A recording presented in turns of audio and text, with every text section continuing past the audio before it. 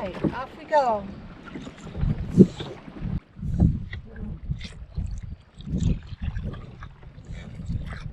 I think boats are just a really important part of the Adirondack region and the Adirondack experience. There's so much water here. If you look at a map, it's amazing how much water actually covers the surface of the land here.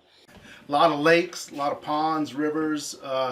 Early settlers, even the native indigenous people, found it so much easier to get around here by water than to try to bust their way through the old growth spruce fir thickets.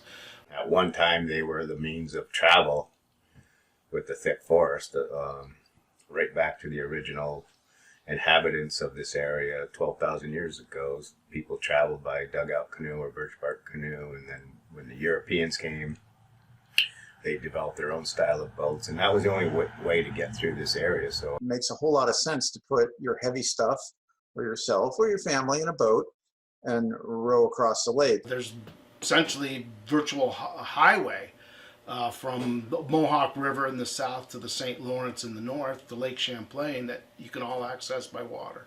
The guide boat was developed in the Adirondack region in the early to mid 1800s. There was a need for a lightweight boat that could carry a lot of gear. The guide boat is really special because it is very lightweight and it's very, very strong. There are many things that make a guide boat unique. From my personal perspective as a builder, the construction details and how it's put together are different than most other boats.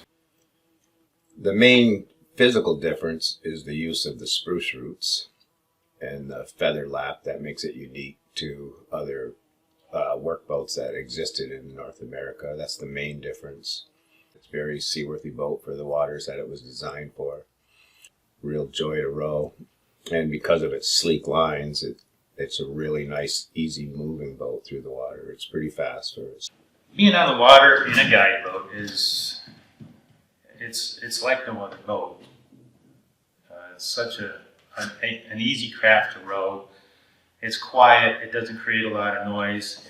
I would say if you had the opportunity to row one of these boats or actually take a ride in one, I wouldn't pass that up at all.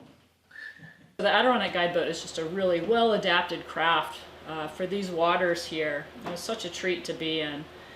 And then also built to be lightweight, so that when you get to the end of one pond, you know, here there's so much pond hopping that you can do in the Adirondacks, where there are a bunch of the 5 carries, 7 carries, 9 carries, you know, pick the number of carries you want to do and you can do them. And so this is a great traditional craft for that. In the water, I mean, as beautiful and nice lines that guide boats have, and especially a varnished one, that gleaming, all golden wood and varnish, it's 2, 3 times nicer in the water. In the way that it handles. They're phenomenally fast. They're lightweight.